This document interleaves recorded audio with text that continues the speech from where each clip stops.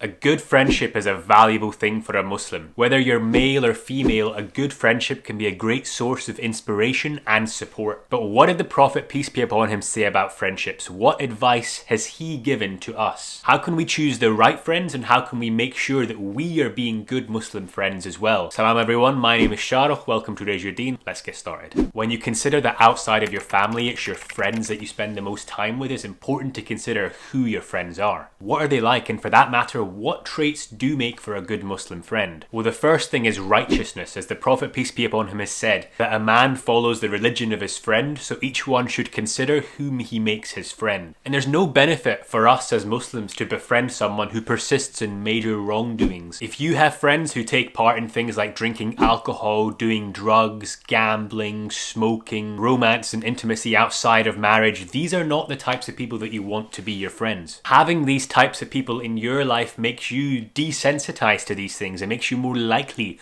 to slip up and go down and do these activities yourself. The Prophet ﷺ told us that the believers are like bricks in a building, each building upon each other, strengthening each other. And so if you let bad friends into the structure of your life, you're allowing them to weaken the structure of your faith, and you're much more likely to fall into ruin. Find good friends of righteous character and help lift each other up towards the light of Allah. That's the kind of friend that would benefit you, that you want in your life. Another trait to look for in friends is good character. These people are kind in their approach to life. They're wise.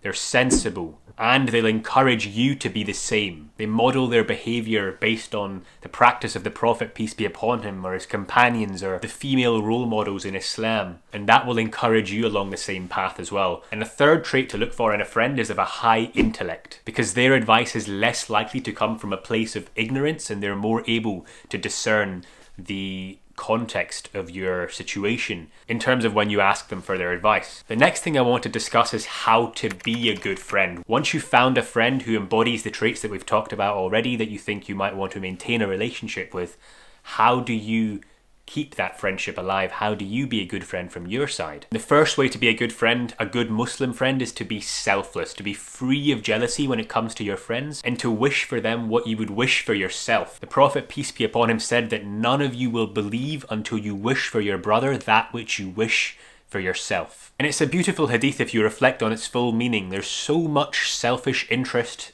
going on these days in this world, far too much comparison with others, and it's all perpetuated by social media, where everyone's in competition with each other for who has the nicest photos of the nicest cars and the nicest bodies, and the prettier spouses, and blah blah blah. There's no room for jealousy in our religion. You see your Muslim brother or sister have something that you want, have a characteristic that you desire, be happy for them, say mashallah, and believe in Allah subhanahu wa ta'ala's endless bounty. All of the pleasures of this world are from Allah subhanahu wa ta'ala. He gives and He takes. Be grateful for what you have and be sincere in your wishes for the success of your friends. If they get that job that they wanted, congratulate them. If they get married to a suitable spouse, be happy for them. Be sincere in your happiness. Because as you heard earlier, it's part of our faith to want others to succeed as you want yourself to succeed. And the second way to be a good friend in Islam is to help your friends along the spiritual path, the journey towards Islam. And this becomes really important when you see your friends straying from the right path, going towards things that you know they shouldn't be going towards. I read somewhere that anyone who cares about your friendship is willing